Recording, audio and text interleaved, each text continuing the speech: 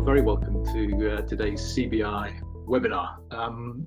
My name's Kerry Thomas. I'm an editor at a news startup called Tortoise. It's a great pleasure to be back. We've had a little break during which I will have forgotten how these things work. So forgive me if I'm a bit hit and miss on the running of this webinar. But great to be back doing these with the CBI for in the months to come. Today we're talking about the return to the workplace. We've got some great guests who I will introduce very shortly, but as ever on these things, the most important piece of this is to hear from as many of you as possible. So somewhere on your screen you will see a button that says question. Please do use that to fire in a question, send in a comment. We'll get through as many of those as we possibly can on the call this morning, and those that we can't, the CBI will try to address as quickly as possible afterwards. So and if you want to submit those anonymously, then just write anon, A-N-O-N, in the subject line or at the top of the question, and we will respect that, of course. I think we were chatting just before we sort of opened up the call. I think it seems to me this is the week most years when it feels as if life is getting back to normal. Kids are going back to school. They've been back in Scotland for a couple of weeks, but Wales, where I am at the moment, and in the rest of the country, that feeling of back to school comes with a sort of sense of a return to normalities. And I think we some of us sort of felt that in relation to the return to work as well, that maybe psychologically something would have shifted. Maybe this was the moment when we'd feel differently and things would really start to change. And then we had that bit of a push from the CBI and the government as well in the last week, just to encourage us to think along those lines. So I think it'll be fascinating this morning to figure out whether that still feels the right thing to do, what companies are doing to prepare for that, whether we're at a turning point or sort of a more gradual change is what's going to happen. So all those things are on the agenda today. I'm going to kick off in a second with Matthew Fellner, who's the CBI's Chief UK Policy Director. And good morning, Matthew. And then just quickly to introduce the other guests we've got Emma Holden, who's Global Head of HR at the investment managers Schroders. We have Rachel Jones, who's Director of Talent Learning, Engagement and Organisational Design at Sodexo, who do catering, facilities management, all that kind of stuff. And we have Stuart Wiggins, who's Senior Director for Operational Compliance at ASDA. So a whole range of different perspectives from across the industry and across industries and across the country, which we will use to our advantage. But let me kick off as ever, Matthew, with you. Good to see you again. Morning. Hi. Let me start with this question of what our posture should be, what the government's posture should be, what employers' posture should be. Are you advocating a return to work now? Is that what the CBI thinks should be happening? Yeah, thanks, Gary. Good morning, everyone. I think it's really important actually to be clear sort of what are we aiming for here, because every business that I've talked to over the last few months is really clear. They don't think actually going back to exactly how things were right at the start of the year before this crisis struck is the way forward or what they're aiming for.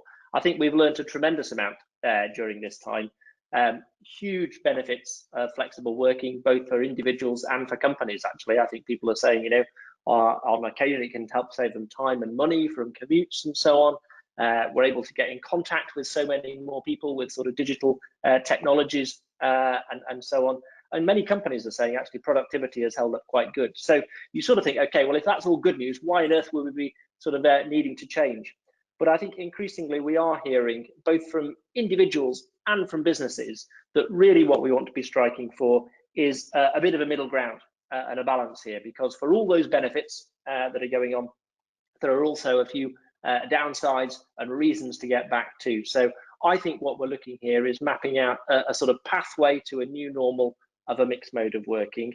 And I think really importantly, Kerry, what we're aiming at here is absolutely not sort of compulsion or sort of saying you must get back. It'll be for individual businesses who'll work out exactly what the right balance is for them and the right pace to go at. So it's really important that the choice rests with them.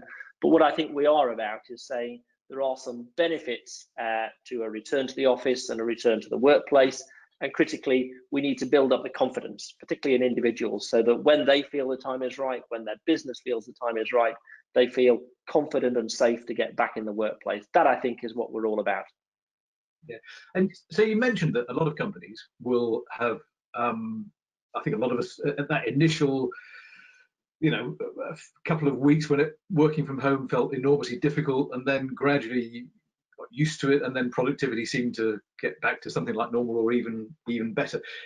Given that, you talk to a lot of companies. What are they saying to you about the reasons that they think actually return to the workplace is as important as they do?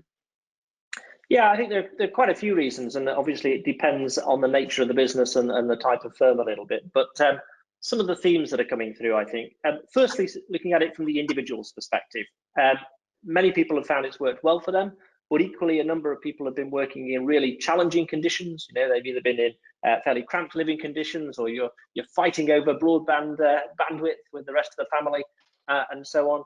Many people have been juggling childcare. Some who live by themselves have been struggling with isolation and mental health challenges. So there's the individual bit to look at first and foremost. Next up, I would say, actually, there's a lot about people, particularly young people, getting into the workforce and starting out their careers. And quite a few firms have been saying, you can do lots remotely, but actually that sense of training, learning on the job, observing what your peers are doing and so on, that is harder when it's not face-to-face. I think third, there's an issue of fairness that some firms have talked about as well, where they've got some of their operations who've been in throughout the crisis, for example, if you're a manufacturer and so on, large parts of the workforce are in, and they are starting to say, I wouldn't say this is a flood of issues, but a little bit of a question mark around fairness, where parts of the workforce can do one thing and parts can do another. And literally some people are saying, there are types of business activity that are just done better face-to-face. Team building, for example, problem solving and things like that. However brilliant the tech is, and we've all enjoyed a tremendous sort of benefits of that, some things are easier face-to-face. And then the final thought is actually just the sort of network effect that you get going on in cities and towns, not only the coffee shops, the sandwich bars and so on, which have been pretty devastated through this crisis, dependent on the footfall and the sort of trade of commuters, but also the businesses that you interact with, that sort of ecosystem where the ideas spark and things like that. So there's a huge collection of things there, Kerry, that people are saying those are some of the reasons why we want to start getting back into offices and into the workplaces a little bit more as part of this move to a new normal. Yeah, because there's been a bit of pushback, people saying, I'm not going back to work to save Pret a Manger, thank you very much. But I think what you're laying out there is a bunch of internal business reasons within companies why actually there's a logic apart from the wider economy. But I think given that this, as you say, a lot of employees, perhaps younger ones particularly, might find this a very welcome thing, but there'll be some reticence, there'll be some areas of concern. What are employers saying to you about what additionally they think they have to do in order to help build that confidence and encourage employees back into the office?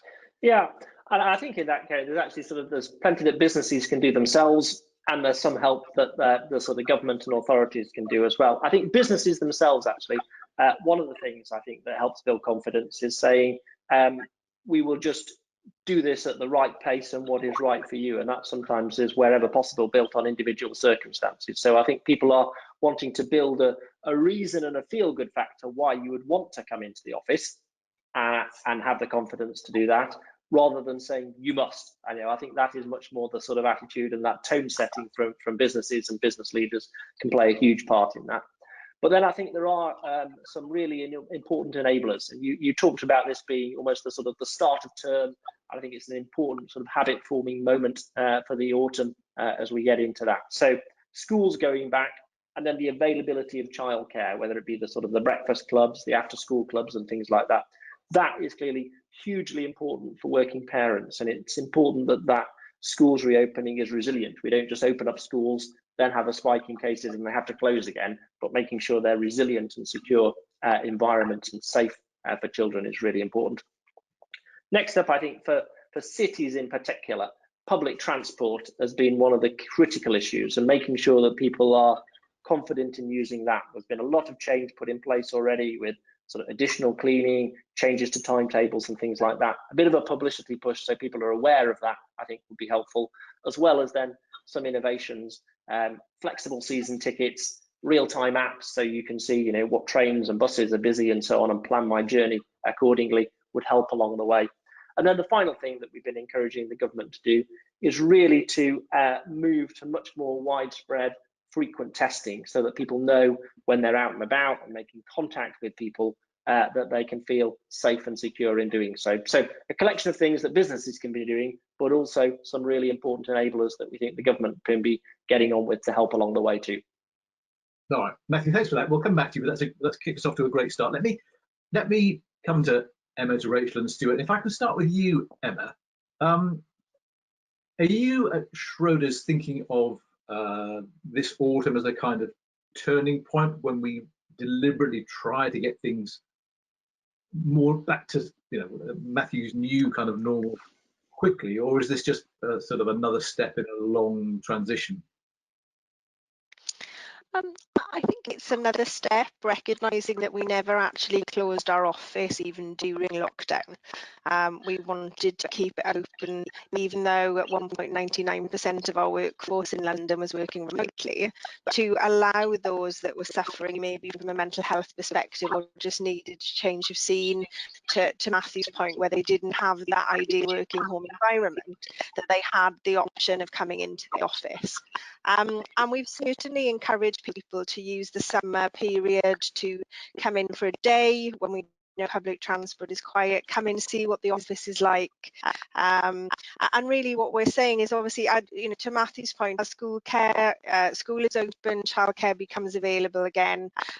We are going to be getting teams together. So as well as the business has worked, we absolutely see the benefit of bringing teams together in the office, and that will gradually increase as we go through September and into the end of the year. Yeah, and so what proportion at the moment of your people are working in the office or remotely? So we're limited by our COVID-19 secure arrangements. We put those in place in early summer, so they've been well communicated to our people. We can accommodate just over 40% of the workforce in our London office. So we are allowing different teams to work within our flexible working charter, because we communicated that to our people a couple of weeks ago, recognising there are so many benefits of being able to offer that flexibility to our people, but also the firm and our clients, that we have to get that balance right. But we're limited by only having just over 40% of people in the building. We have a couple of hundred people in today. It's been that kind of level increasing over the summer period, and we're expecting that to go up over the next couple of weeks. But we're leaving it to individual teams, as there's a need to get people together. Certainly with that client focus, we're sort of seeing people come in and those teams come together if they need to. Yeah, and is that purely an organic process, or do you have a date in mind by which you would like the office to be at its new 40% capacity? Would you like to get there by the end of September, or is that just an organic thing that's going to happen? It's an organic process, because we recognise that the workforce is very fragmented currently. We have people with very different levels of anxiety around commuting. Our pulse survey data tells us that people actually don't have concerns about being back in the office, but overwhelmingly they feel worried about the commuting. Over 75% of our people come in via public transport. So again, you know, to Matthew's point, we're really trying to help people think through how they can manage that safely, to give them that sense of sort of security by flexing their start times, thinking about maybe coming in on a Monday or a Friday if you're particularly anxious, where we know public transport tends to be quieter, and really giving people those ideas and an opportunity to talk to others who are already back about that experience and what's worked for them. So we don't have a date, but we sort of recognise that people are in very different places, and we're encouraging people to have very open dialogue with their teams to find a sort of rhythm and a return that works best for them. Yeah. Okay, Rachel, if I can come to you, I think you probably be helpful just to, because Sodexo is such a big and diverse business. Perhaps if you just talk us through the way that you've been thinking about the return to workplaces differently across the different elements of the business. Yeah, so parts of our business didn't close, so it is such a diverse business. So we have corporate services impacted quite significantly and that return to work is phased and very much, as Emma was saying, will be very organic and very client-led. Obviously, they're encouraging those individuals to return to their workplace, and then we're partnering with those corporate services clients. We had defence and government and justice and our healthcare business, which we didn't stop. We didn't see any decline in any parts of those business. If anything, we saw growth. So we were fortunate in that place that we was able to redeploy people from other parts of our business, so other segments such as schools and universities or sports and leisure or the aviation business, and was able to redeploy them into other parts of our business that had an upturn and an increase. So I think we're all in exactly the same place and space, which is it's fluid. Every day is a school day. We're learning. I think we know change will be a continuous change model that we will all live through and experience. Our offices are quite similar to Emma in the sense of our head offices are probably at around 40% capacity. We surveyed our business to understand what did they want to do, and done a temperature check around how anxious was they or how welcoming of going back to an office. We've created double teams so that people can have confidence it won't be a great big community that they walk back into. We've experienced some of our most confident and extroverted leaders have actually become quite introverted and apprehensive and nervous about a return to work. So it's been quite interesting that some people's profiles have changed and styles and methods of working, and that's been really interesting and insightful to adapt to. I think we have global, being a global business insight, and we have regional for the UK and Ireland insight that our market won't return for between 2 and 5 years to what it was post-COVID. So I think there's a level of respect of that, and there's a level of understanding that, but there's equally a level of want and desire to support the economy to start to move. And the only way in which we do that is to start to create consistently new norms. So we had a norm 23rd of March, we then had we started to live through a new norm, and it feels like we just need to keep pushing barriers and boundaries to create new norms, but do it in a very, very safe and controlled way, but a way in which that we can be agile very quickly. Yeah, okay. And look, I'm not sure that Wi-Fi has quite returned to work as well as it ought to this morning. So if you're having bits of difficulties hearing Emma or Rachel, we'll do what we can, but I think it's just it's a bit of a system problem. But Rachel, if I could just stay with you, you obviously talk to your staff, survey your staff, know quite a lot about, you know, what they're thinking. What are the things that you're hearing are encouraging them to get back into the office, and what are the factors that are perhaps making them more nervous? Matthew mentioned problems with childcare. We've heard about transport. Are those things high on your list? They are, yeah. I mean, it's very different for different groups of individuals. I mean, because we had such a high percentage of people that did remain in the business and in their role, we've buddied them up and we've created network groups so that people who have been working at home can speak to people that aren't due to return back to an office environment or back to the workplace, because, you know, peer-to-peer is far more successful than somebody saying, trust me, it will be fine. You know, being able to talk to somebody who's done a commute, who has entered an office building, who has maybe worked with someone who has been has had test and trace and come back as positive, and how did they work through all of that process, and how do they have the confidence to go back into the workplace and enter the workforce? So I think we've done many things. I know Stuart was talking this morning around, you know, we've created videos that we can send to our people to say, this is what the office looks like. It does look different and it needs to look different. We've held webinars, we've done open conversations, we've done surveys, we've done pulse surveys, we've buddied up with individuals, we've set up a network of operators to make sure that head office aren't too remote from the real world. And we don't want to create a head office can do A and operators can do B. We need to learn from both, because both will give us different dynamics.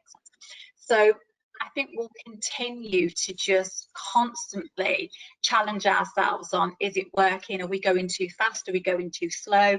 Do we need to be a bit more courageous? Do we need to be a bit more bold? What is it that we need to do? But fundamentally, you know, we will do what's needed and right for both our people first, and then the economy and the business. Yeah. Stuart, let me come to you, because I suppose it's possible to think of a business like yours, Asda, or some of the ones that Rachel was talking about, where you've got some people who've never really been working from home and other people who started doing that. It's possible to think of that, I suppose, as a cause of antagonism, and we might come to that later on. But I suppose equally, you know, you could think of it as a way to learn lessons from one that can be useful in the other. Have there been things that you think you've learned from keeping the shops open that will help you to think about the return to work in other parts of Asda? No, so I think from our perspective, Kerry, we've really learned. You know, we've been privileged because we've been open throughout the whole of the pandemic, and we've had to work really agilely within our stores and depots. So every day is a school day. You know, sometimes we get things wrong, a lot of time get things right. We also try and share best practice across not only you know, our stores and depots and offices, but also across other industries and across the world. I think very similar to Rachel, that you take learnings from other markets and what's going on. And I think that's really important for us all to be doing. I think where we've gone within the home office environment, our head office environment, is we've had to go very slowly. And I think because our colleagues in stores and depots were from day one were operating in the COVID world, our head office colleagues were sent home probably almost from the beginning. We really ramped things down, so there's 99% of people working from home initially from the head office. If you do that across the whole business, we still probably had 97% of our colleagues still working, because the majority are in stores and depots. And that's then allowed us to take the learnings of communication, the leadership messages, the points of sale that we've taken from stores and put those into our offices, being really overt with our messaging and the training, because the training itself isn't just about what the colleagues are doing in the office. The training is also about what to do at home, and how do you make sure that people know how to sit, how to work with a computer, how to take those breaks. You know, we've probably all got Zoom fatigue, and you know, here we are, all of us on a Zoom at this moment in time, and how do we make sure that we can try and take those learnings? We have done things slightly differently as well within the offices. So we've got more one-way systems to try and be really overt with what we're doing. We've got thermal cameras on the entrance, again, just to try and reassure those colleagues. And I think to both Emma and Rachel's point, especially those individuals who are commuting into the offices, there is that anxiety, that nervousness. And the more we can try and show what we're doing and demonstrate the benefits of what we're trying to do. When you come into the office, our business is built on network, communication and coffee. And that's the bit that you miss at home. You don't have that team build, that spirit. When you come to the office and you've got the teams together in a socially distant sort of way, you really get that buzz, the camaraderie, the spirit. You know, you can bounce off each other. And I think that will be the bit that will help take businesses to the next level in a new COVID world. So it won't be the same as it was before, but it will be all a brand new way of working going forward. And hopefully, by us taking these learnings from stores, depots, other businesses, we'll be able to reassure and give people confidence that it's actually the right thing to do in a controlled sort of way. Yeah, and Stuart, let me put to you a question that's come in, because it's quite interesting. The question is really whether we should encourage people to come back to the office in a sort of general sense, or whether it would be smarter to encourage people to come back for certain moments or activities, or if we can see that innovation and networking, and there are certain activities where you can see it could easily work better with people in the same space.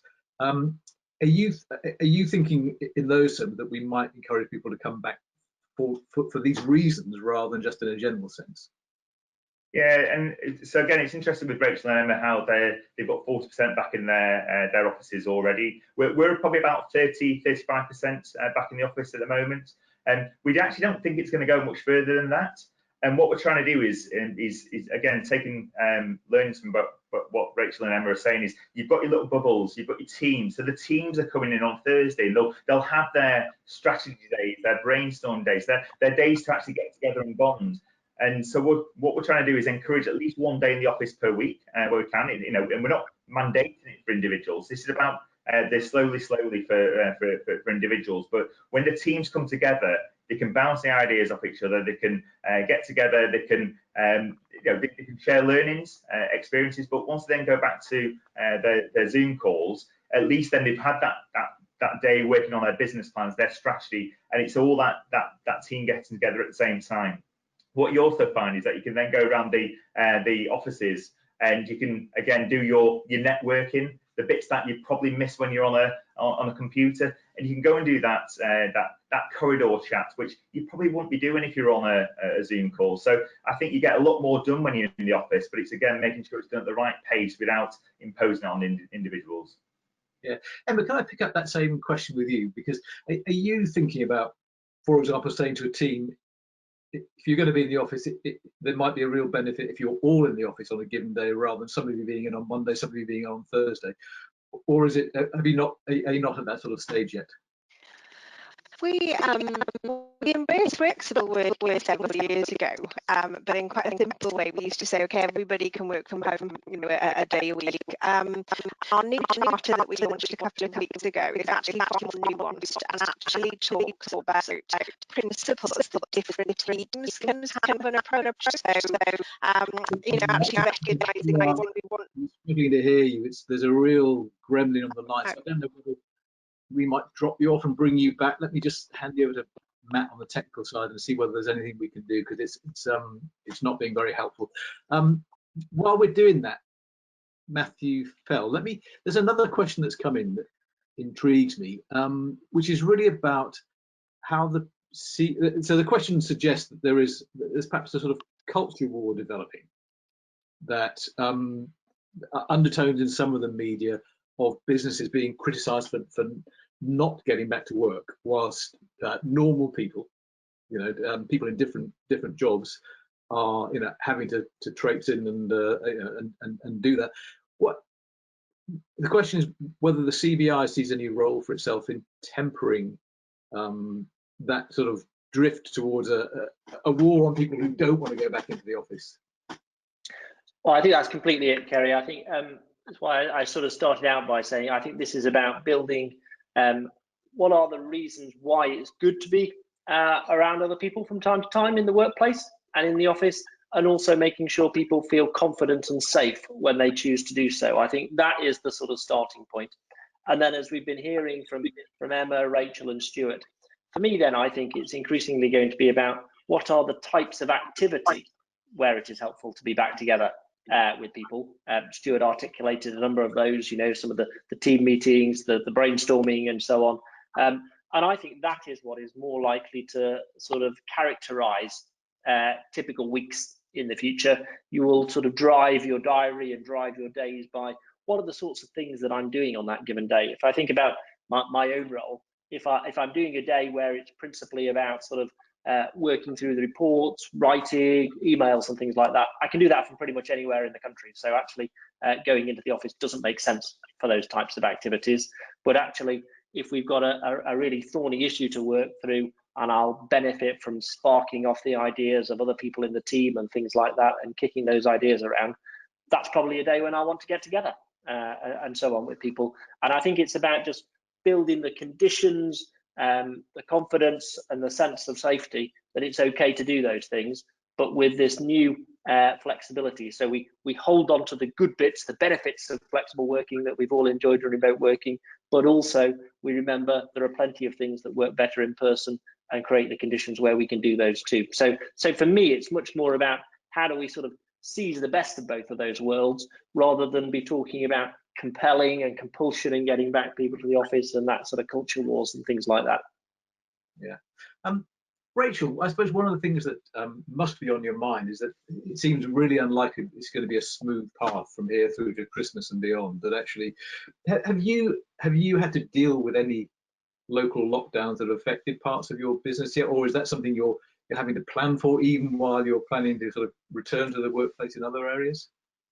Yeah, I mean, I think we're quite fortunate because of the scale of our business in the UK and Ireland. So we have had local lockdowns, but I think because of the amount of employees that we can redeploy, and equally the decline in demand from client, they've pretty much gone hand in hand. I mean, we have a risk register, as you can imagine, and there are significant risks that are discussed on a weekly basis, and you would expect them to be around people and obviously COVID-related issues. But I think in terms of our planning is very much around until there's a vaccination, it's not going anywhere, and we don't know how long that is going to be. And it's great that we have intelligence and insight around test and trace, and I know that will continue to evolve, but we just need to be ready to respond. So from a people point of view, a client demand point of view, a positive uplift in people being encouraged to go back to the workplace or wanting to go back to the workplace. Because I think what we're expecting is, I suppose, a bit of everything. When you do something new or you go back to something that you haven't done in a while, it creates interest and it creates people to be inquisitive. So we're already hearing people saying, oh, I've heard, our Salford office now looks like this, and I've heard, they now sit with them, or they don't sit with them anymore, and you have to go here now before you go there. And it just creates people to be inquisitive and want to go in and to kind of explore. And then sometimes the explore leads to confidence, and the confidence leads to, this is okay, actually. I think the one thing that we don't know and we're yet to understand, and I don't think we will for a while, is the long-term effect of working at home. So I see loads of benefits of working from home as a working mum of 2 children. I'm incredibly grateful for how Sodexo have handled COVID-19, but in the same sense, you work longer hours because you're at home. So it's fine to then join a call at silly o'clock in the morning and silly o'clock at the evening. And how do you distinguish them between home and work? Because when your laptop's there and your phone is there and it then becomes a place that you look at and do as work, there needs to be a real clear difference between work and home from an engagement and a well-being point of view, and then a cultural behaviour and values that you're having as a business. So I understand why we're doing this slowly, but I think there's many things that we need to consider as to why we return to the workplace. Yeah, and Stuart, presumably you must have had to cope with local lockdowns in some parts of Asda. What lessons have you learned from those, do you think? Yeah, so I think we were on the front foot, even with our pandemic planning in the first place, where we had our playbook. We did a lot of scenario testing with regard to sort of pandemics, and even prior to the Leicester lockdowns, we already had some a playbook in place for us to what would we do in the event of local lockdowns being instigated, and what would we do to support the stores, depots or offices in those areas. And what we've then found is that we just keep building on those. So obviously, Leicester initially going as part of their lockdown, which then if you look at parts of West Yorkshire, Greater Manchester, as well as East Lancs, we could then take the playbook and tailor make it for whatever the local requirements were. I think part of the challenge that we've had is when you have a different approach in the devolved nations, where sometimes, thankfully now, I think from Public Health England, there's the data coming out every Friday with the change of local lockdowns in England. What we're finding with the other nations is it's maybe sporadic. So, Glasgow announced yesterday for coming in from midnight. A couple of weeks ago, the relaxation in Aberdeen came through on a Sunday. And we're a 24/7 business, so we will respond, but it's then also the local nuances that come out of it. So extremely clinically vulnerable colleagues being extended with their shielding, but it's different timescales, etc. So trying to understand those local decisions by the authorities, that's probably one of our biggest challenges when you work across all 4 nations. And it's how can we make sure we get that Rachel talks about data early on, having data and that science, that if we have it all in one place, it would make it a lot easier for us to to respond and support those, especially the community transmission, which is probably some of the key things that are coming out from the local initiatives that are springing up all over the country at the moment. Matthew, I'll come to you now because I can see Rachel furiously agreeing with Stuart there about these local lockdowns could be handled better. And I think you've been quite active on trying to work out better ways to do this, haven't you? Yeah, I think there are a few bits. I mean, it feels to me that, whilst we all hope there won't be lots more local lockdowns, the reality is they're probably going to be with us for some time to come. So I think the feeling from us is actually, let's get good at them and work out how we handle them well. We've been working on for the last couple of weeks on a few of the bits that Stuart mentioned. I think firstly, good visibility. Let's have a good level of visibility on the sort of data. So where are cases and instances peaking and troughing and so on. So as best as possible, we can have a no surprises regime. I think clearly the government will need to act fast when the situation changes. That's absolutely right. But the more pre-warning and so on, that helps companies plan.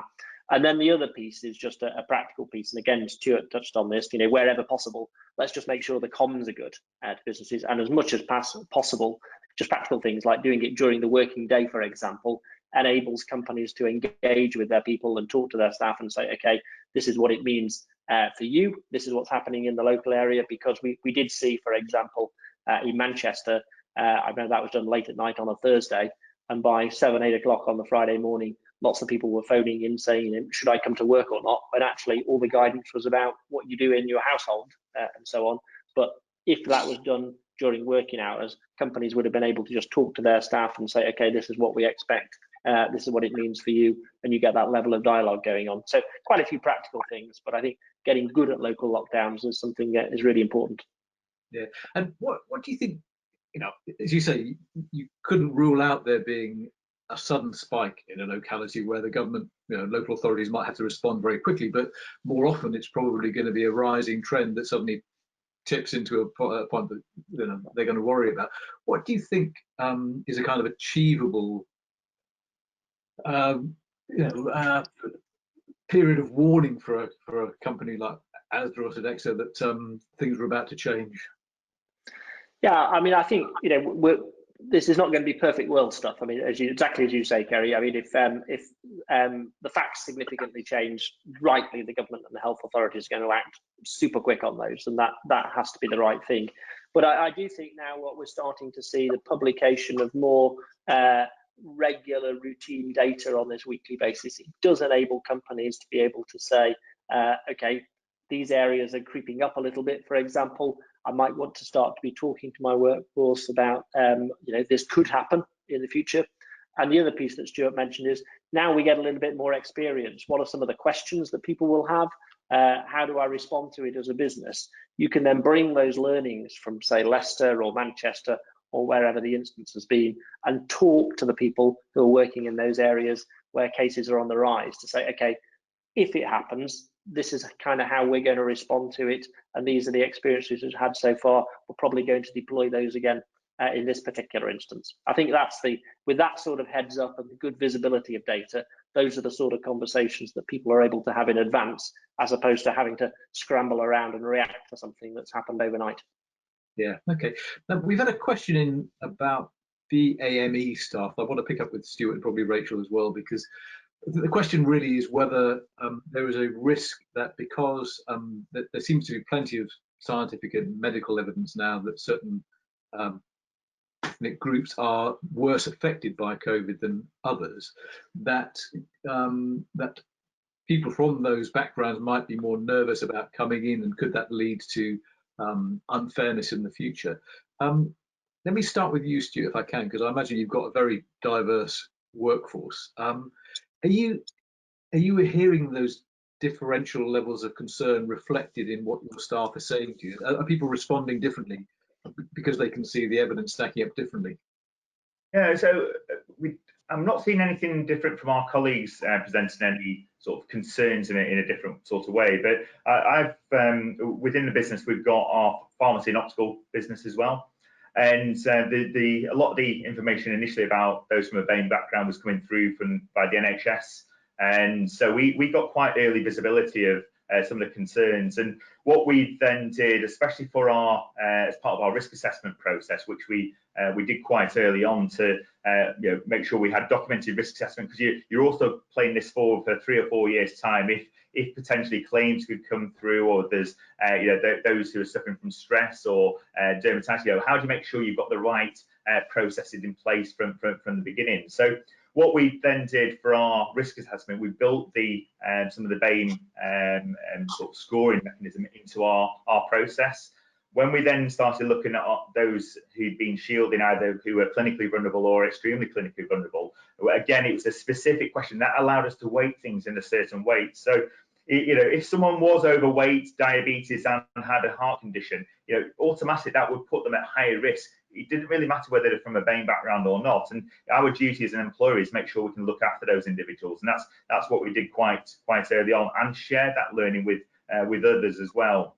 When you look at those that were from the extremely clinically vulnerable background, those that had to shield for a lot longer, what we also did is we worked with our occupational health advisor. So it's not just Stuart and Asda saying this. This is about working with those professionals who can make those informed decisions, whether someone who's had a heart transplant is more at risk than someone who's had a hand transplant, or someone who's got asthma is more at risk than someone who's got skin cancer. That's down to the occupational health and the professionals in that field to make that decision, who can then also take into account those from a BAME background as well. So it's definitely something that we've looked at, we've considered, we've built it into our processes. And we're also aware that those from a BAME background do work in the medical profession, they work in the transport sector, a lot work in the retail sector. So it is definitely sector specific as well, where it is very important for us all to be on the front foot and caring for our employees. Rachel, let me come to you, because we had another question in. We've spent a bit of time talking about the benefits to companies of people, in the right circumstances, coming back to work, and the benefits that companies can get from that. Someone has written in to ask whether you have encountered people who have told you that they have no intention of going back to work. I think the subtext is, perhaps they don't have one of the reasons that Stuart has just outlined why you might be completely sympathetic to that. Are you encountering that kind of intransigent idea that I'm just simply not going back? Well, I think I answered this on one of the previous conversations. There is still a contract in place.